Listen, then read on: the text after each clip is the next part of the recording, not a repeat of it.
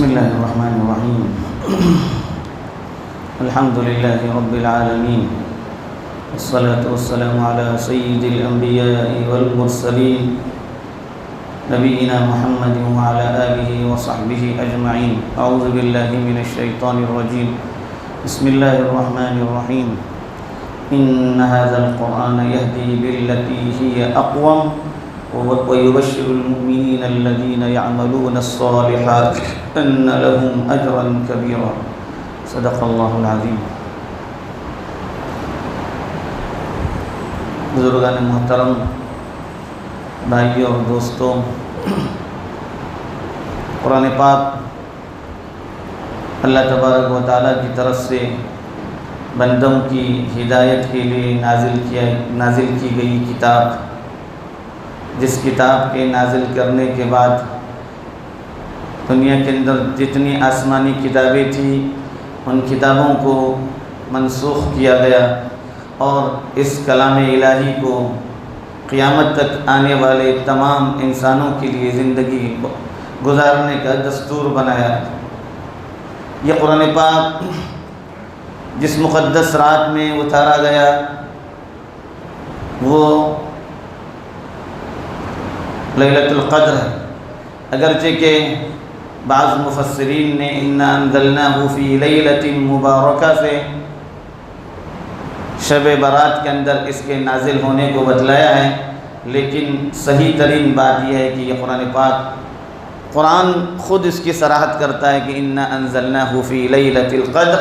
یہ کلام الہی لیلۃ القدر میں نازل ہوا.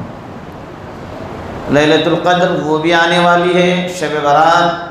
اس کے تعلق سے بھی ہمیں اتنی بات جاننا چاہیے کہ اس رات میں اللہ تعالیٰ اپنے بہت سے بندوں کی مغفرت فرما دیتے ہیں.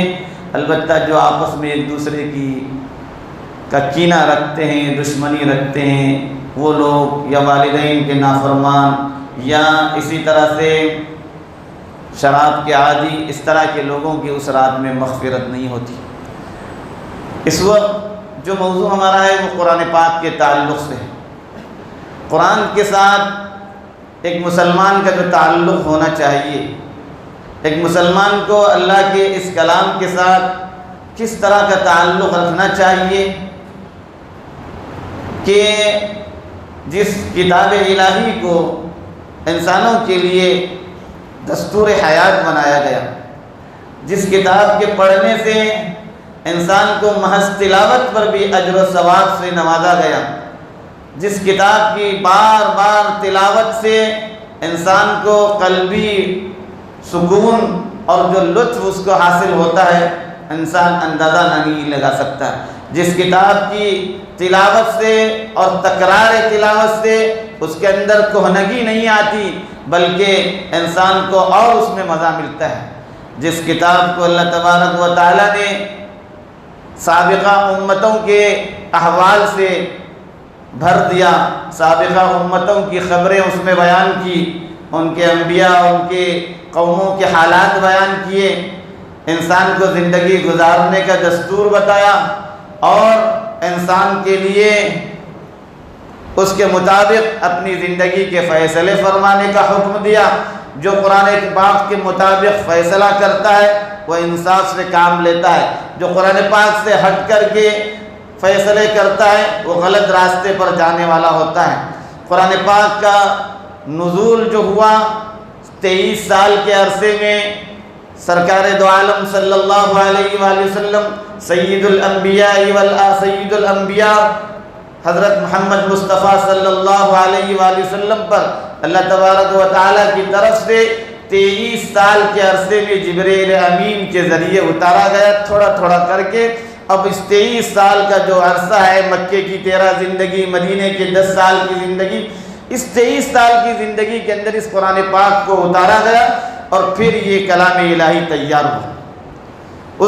جیسے جیسے قرآن پاک اترتا تھا ویسے ویسے جو ہے اللہ کے نبی صلی اللہ علیہ وسلم کاتبین کو بلاتے تھے، لکھنے والوں کو بلاتے تھے اور ان کے ذریعے لکھوا کر رکھ دیا جاتا تھا. پھر صدیق اکبر رضی اللہ عنہ کے زمانے میں اس کی جمع کا کام ہوا اور تمام حفاظ جو اس وقت تھے ان کے سامنے یہ کلام الہی یا جن جن کے پاس کلام الہی محفوظ تھا اس کو جو ہے محفوظ کر دیا گیا، ایک مصحف میں اس کو تیار کر دیا گیا۔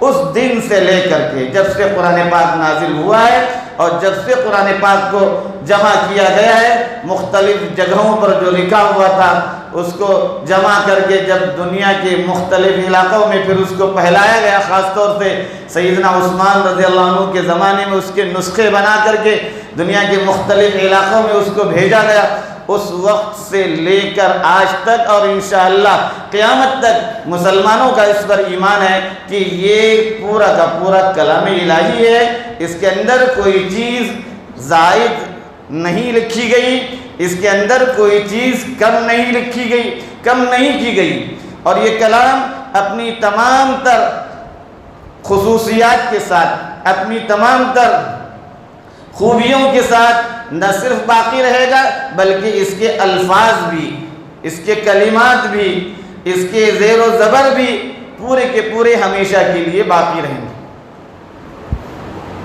مسلمانوں کے اندر سے کبھی آواز اٹھتی ہے جو نام کے مسلمان کہلائے جائیں، یا کبھی دوسروں کی طرف سے اس طرح کی آوازیں اٹھائی جاتی ہیں قرآن کے تعلق سے شکوک و شبہات پیدا کرنے کے لیے، اس وقت ہماری کیا ذمہ داری بنتی ہے؟ کلام الہی کے تعلق سے اللہ تعالیٰ کا وعدہ ہے اِنَّا نَحْنُ نَزَّلْنَا الذِّكْرَ وَإِنَّا لَهُ لَحَافِظُونَ، ہم نے اس کو نازل کیا اور ہم ہی اس کی حفاظت کرنے والے ہیں۔ اللہ نے اس کی حفاظت کا ذمہ خود اپنے ذمے لے لی ہے، اور یہ صرف قرآن پاک کا اعجاز ہے، دنیا کی کوئی کتاب اس طرح سے حفظ نہیں کی جاتی تھی۔ سیدنا عزیر علیہ السلام نے اپنے زمانے میں جب توریت کے نسخے جلا دیے گئے تھے، اپنے حافظے سے انہوں نے قرآن پاک کو، توریت کو انہوں نے جو ہے جمع کیا، حفظ کیا تھا انہوں نے توریت کو۔ لوگوں کو بڑا اچھمبا لگا، ارے اتنی بڑی کتاب کیسے یاد کر لی؟ تو ان کے بارے میں اتنا غلو کرنے لگے، اتنا غلو کرنے لگے، وقالت الیہود عزیر ابن اللہ، کہنے لگے عزیر اللہ کے فرزند ہے، نعوذ باللہ۔ ان کو عجیب و غریب لگا، لیکن یہ قرآن پاک کا اعجاز ہے کہ جس قدر اس قرآن پاک کے حافظ دنیا کے مختلف علاقوں کے اندر اس کو اپنے سینے کے اندر محفوظ رکھے ہوئے ہیں، دنیا کی کسی کتاب کے تعلق سے نہیں۔ دنیا کے تمام نسخوں کو اگر لوگ مٹانا بھی چاہیں، مٹا کر کیا کریں گے؟ کسی کے دلوں سے جو ہے قرآن پاک کو جو ہے مٹایا جا سکتا ہے۔ تو یہ تو قرآن پاک کی حفاظت کا انتظام اللہ نے خود کر لیا ہے، لیکن ہماری اپنی کچھ ذمہ داری ہوتی ہے کہ قرآن کے تعلق سے ہمیں جاننا چاہیے کہ جو یہ اعتراضات ہوتے ہیں کہ قرآن پاک کی فلاں آیات کو نعوذ باللہ قرآن پاک سے نکالا جائے اس لیے کہ یہ فساد پر اور جنگ پر اور اس طرح کی چیزوں پر ابھارتی ہے، اس کے اندر کافروں کو عذاب دینے کی بات کہی گئی ہے، اس کے اندر کافر کا لفظ استعمال کیا گیا ہے، اس کے اندر جہاد کا لفظ استعمال کیا گیا ہے، اس کے اندر قتال اور جنگ کی باتیں کی گئی ہیں۔ ایسی جب باتیں ہمارے سامنے آتی ہیں، ہمیں اس سلسلے میں پورے طور پر علی وجہ البصیرہ جسے کہتے ہیں معلومات سے واقف ہونا چاہیے کہ آخر ان لوگ جو اعتراضات کرتے ہیں ان کے اعتراضات کی حقیقت کیا ہے۔ بزرگوں اور بھائیوں، ان لوگوں کا جو اعتراض ہے، اول تو اس وقت میں اس آدمی کا نام لینا بھی مناسب نہیں سمجھتا، ایسے اچھی جگہ سے جو ہے ایسے غلط قسم کے لوگوں کا نام لیا جائے، یہ مناسب بھی معلوم نہیں ہوتا۔ آپ حضرات اچھی طرح سے اس کو جانتے ہیں۔ کچھ سالوں پہلے غیروں کی تنظیموں کی طرف سے قرآن پاک کی 24 آیات کے سلسلے میں اعتراضات اٹھائے گئے۔ ابھی جو اپنے آپ کو مسلمانوں میں شمار کرتا تھا، وہ خود اپنی عقل سے کر رہا ہے یا کسی اور مقصد سے کر رہا ہے، اللہ جانے، اللہ بہتر جانتا ہے۔ اس نے ابھی 26 آیتوں کے سلسلے میں کچھ باتیں اٹھا دی، کچھ اعتراضات کر دیے۔ سپریم کورٹ کے اندر اس نے پٹیشن داخل کر دی کہ قرآن پاک سے ان آیات کو ہٹا دیا ہے۔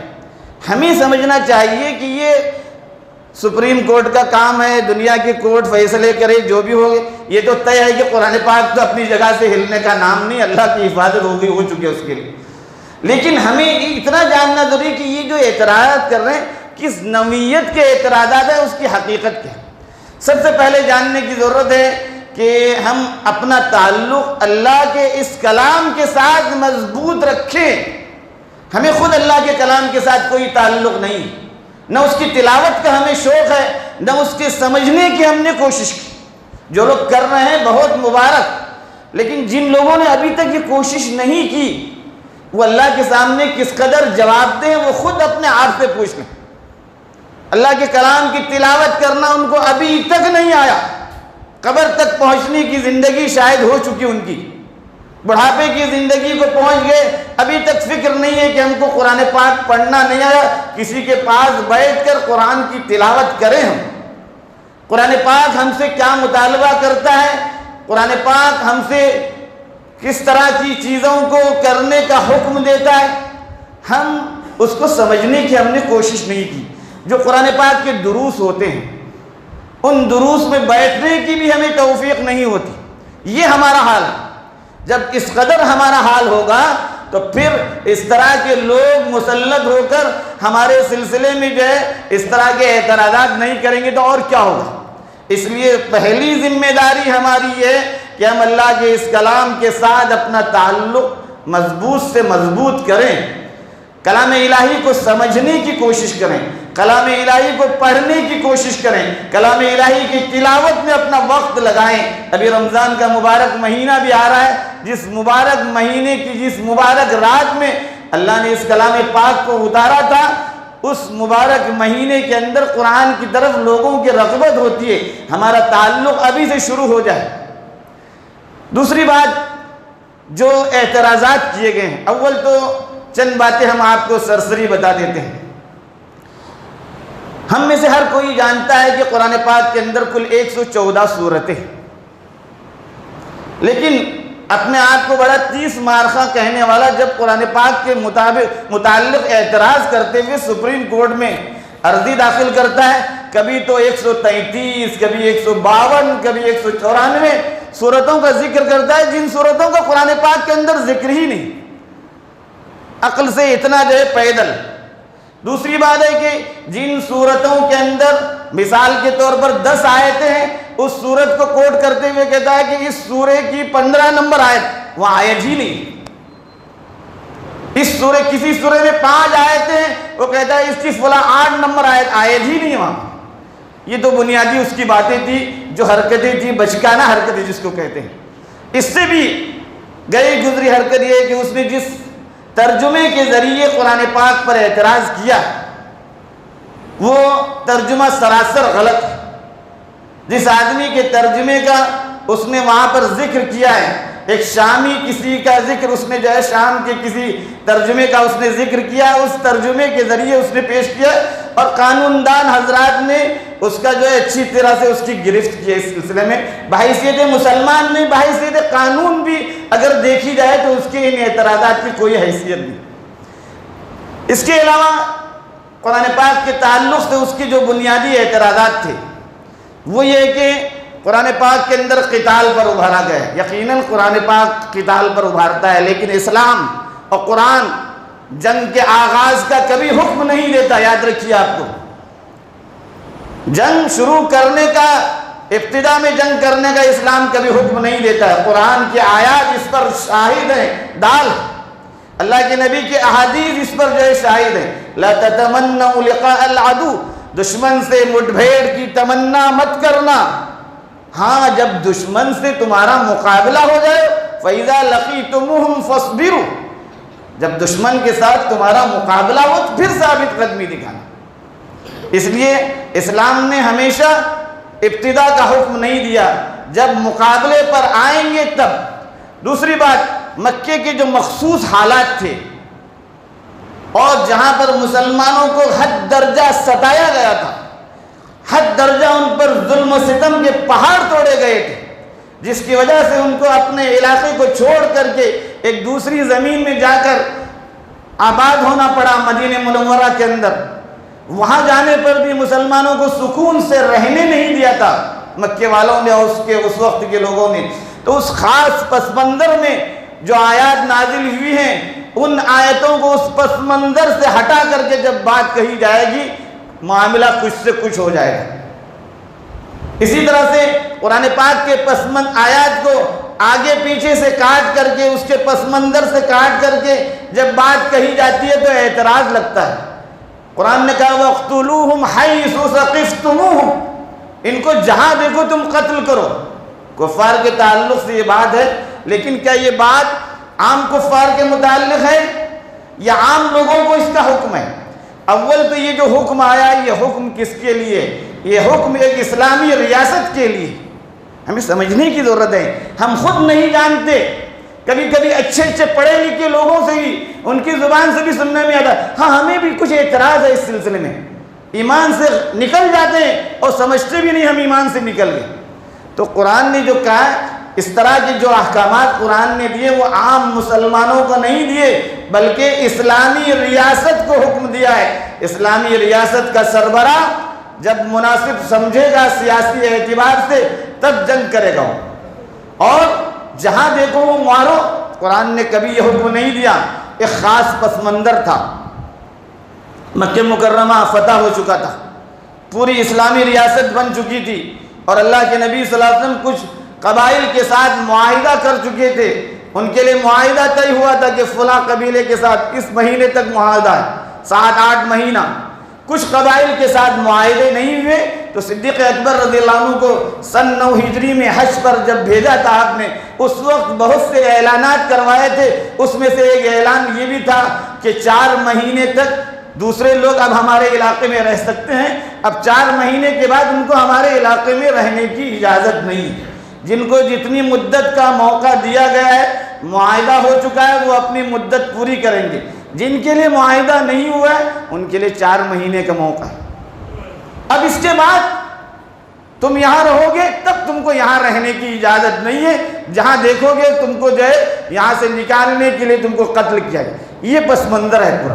جب اس پس منظر کو ہٹا کر کے بات کہی جائے گی لوگوں کو کچھ عجیب سا لگے گا۔ قرآن پاک نے غیروں کے ساتھ تعلقات کے سلسلے میں بھی صاف ہدایت دی، جو لوگ تمہارے مقابلے میں نہ آئیں، جن لوگوں کے ساتھ تمہاری کوئی دشمنی نہ ہو، ان کے ساتھ تم تعلقات رکھ سکتے ہو۔ قرآن کے اندر یہ آیات موجود ہیں۔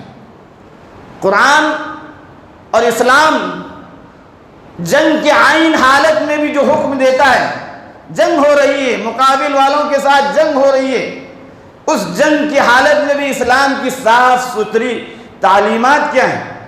قرآن کہتا ہے، اسلام کہتا ہے کہ اللہ کے نبی کے احادیث اس پر شاہد ہیں۔ جب جنگ ہو رہی ہو، عین جنگ کے ایام میں، جنگ کے دنوں میں، جنگ کے اوقات میں، اسلام نے حکم دیا کہ مقابل والوں کے بوڑھے لوگوں کو نہ مارا جائے، ان کے بچوں کو نہ مارا جائے، ان کی عورتوں کو نہ مارا جائے۔ جو جوان ہیں تمہارے مقابلے پہ آئیں ان کے ساتھ جنگ کی جائے گی۔ دوسرے علاقوں میں جب داخل ہوگے ان کی عبادت گاہوں کو نہیں گراؤ گے، ان کے درختوں کو نہیں کاٹو گے۔ یہ اسلام کی تعلیمات ہیں، اور کھلے طور پر یہ اسلام کی تعلیمات ہیں۔ اس طریقے سے اسلام نے علاقے کے اندر امن و امان اور علاقے کے اندر سکون کو پھیلانے کے لیے اور اطمینان کی سانس کے ساتھ لوگوں کو جینے کا قرآن نے موقع دیا، اسلام نے موقع دیا۔ لوگ کچھ نہیں سمجھتے، اسلام پر بے جا اعتراضات کرتے ہیں، قرآن پر بے جا اعتراضات کرتے ہیں، نبی صلی اللہ علیہ وآلہ وسلم پر اعتراضات کرتے ہیں۔ جب اللہ کے نبی کی صاف ستھری سیرت کو پڑھیں گے تو لوگوں کے سامنے باتیں واضح ہو جائیں گی۔ جب قرآن پاک کو صاف اور صحیح طریقے سے پڑھیں گے، اس کے اندر غور کریں گے، تب قرآن پاک ان کے سامنے راہیں کھول دے گا۔ اسلام کا صحیح طریقے سے مطالعہ کریں گے تو اسلام کی حقانیت ان کے سامنے آئے گی۔ لیکن یہ معرکہ خیر و شر قیامت تک باقی رہے گا، یہ اللہ کا فیصلہ۔ ہمیں ان معرکوں سے نہ ڈرنا ہے، نہ گھبرانا ہے، نہ اپنی جو ہے میدان کو ہمیں چھوڑنا ہے۔ ہم سمجھیں کہ ہماری اصلی جو اسلام کی صحیح تعلیمات ہیں وہ کیا ہیں۔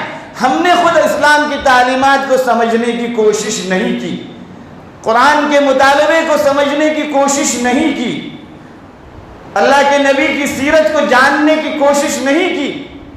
اپنے طور پر اتنے کمزور ہو گئے کہ ہم مقابل والے کو جواب بھی نہیں دے سکتے۔ بزرگوں اور بھائیوں، ہمیں اپنی زندگیوں کے اندر سب سے پہلے اسلامی تعلیمات کو سمجھنے کی ضرورت ہے، اور سمجھ کر کے ہمیں اس پر عمل کرنے کی ضرورت ہے۔ جب ہم سمجھیں گے، عمل کریں گے، ہم اپنی عملی زندگی کے ذریعے لوگوں کے سامنے ایک ایسا نمونہ پیش کریں گے کہ وہ دیکھنے پر، سننے پر مجبور ہو جائیں گے، اسلام یہ کہتا ہے، اسلام کی یہ تعلیمات ہے، مسلمان یہ ہوتا ہے۔ آج مسلمان نے اپنے کردار سے اور اپنے عمل سے جو تصویر پیش کی ہے، اس تصویر سے لوگ دین سے دور ہونے لگے۔ ہمارے اپنے کردار کی وجہ سے، ہمارے اپنی بدعملیوں کی وجہ سے، ہماری اپنی نادانیوں کی وجہ سے جو حرکتیں ہم کرتے ہیں، ان حرکتوں کو لوگ اسلامی تعلیمات سمجھتے ہیں۔ وہ اسلامی تعلیمات نہیں ہیں۔ اسلامی تعلیمات جو صحیح تعلیمات ہیں، اللہ کی کتاب کے اندر موجود ہے، اللہ کے نبی کے احادیث کے اندر موجود ہے، سیرت طیبہ میں موجود ہے، ہم اس کو اختیار کرتے، عملی زندگیوں میں لے آتے، لوگوں کے سامنے ایک اچھا نمونہ پیش کرتے۔ ایک داعی ہونے کے لحاظ سے، ایک داعی امت کے فرد ہونے کے لحاظ سے ہم صحیح طریقہ ان کے سامنے پیش کرتے، ان کے سامنے اسلام کی صحیح تصویر آتی، اب پھر ان کے لیے اعتراض کا موقع نہیں رہتا۔ اس لیے ہماری سب سے پہلے ذمہ داری ہے ہم قرآن کی طرف خود رجوع کریں، قرآن کی طرف ہم اپنے مسائل کا حل قرآن سے نکالنے والے ہوں، اپنی مشکلات کا حل ہم قرآن کے اندر تلاش کرنے والے ہوں۔ اللہ نے ان تمام مشکلات کا حل، تمام تکلیفوں کا حل قرآن کے اندر رکھا ہے۔ ہم جب اللہ کی کتاب کی طرف متوجہ ہوں گے، اس کا صحیح طریقے پر اس سے اپنا تعلق قائم رکھیں گے، پھر ہمیں اندازہ ہو جائے گا کہ اسلام کتنا پیارا مذہب ہے، اور جس مذہب کے لیے اللہ نے یہ فیصلہ کیا قیامت تک اس دین کو رہنا ہے۔ ایسا نہیں کہ دوسرے دین اور دوسرے مذاہب کی طرح سے کچھ وقت کے لیے، کچھ سالوں کے لیے، کچھ صدیوں کے لیے دین نہیں آیا۔ یہ دین جب سے آیا ہے، اللہ کا فیصلہ ہے کہ قیامت تک کے لیے الیوم اکملت لکم دینکم واتممت علیکم نعمتی ورضیت لکم الاسلام دینا کے ذریعے حجۃ الوداع کے موقع پر اعلان کیا گیا تھا کہ دین کی تکمیل ہو گئی، اسلام مکمل ہو گیا، اللہ کی نعمتوں کا اتمام ہو گیا۔ یہ اللہ کی طرف سے اعلان ہوا ہے۔ ہماری خوش نصیبی ہے کہ اللہ نے ہمیں اس دین کے ماننے والوں میں پیدا کیا۔ ہمیں اس دین کی اہمیت کو سمجھنی چاہیے، اس دین کی قیمت کو ہمیں سمجھنا چاہیے، اس دین کے کتاب قرآن پاک کو سمجھنے کی ضرورت ہے، اللہ کے نبی صلی اللہ علیہ وآلہ وسلم کی زندگی کو پڑھنے کی ضرورت ہے، تب جا کر ہم صحیح معنی میں مسلمان ہو سکتے ہیں۔ اور ہمارے سامنے جس طرح کی بھی شبہات لوگ لائیں گے، اس کا ہم صحیح جواب دینے والے ہوں گے۔ وقت طویل ہوتا جا رہا ہے، طویل موضوع ہے، لیکن خلاصے کے طور پر یہ باتیں میں نے بیان کرنے کی کوشش کی۔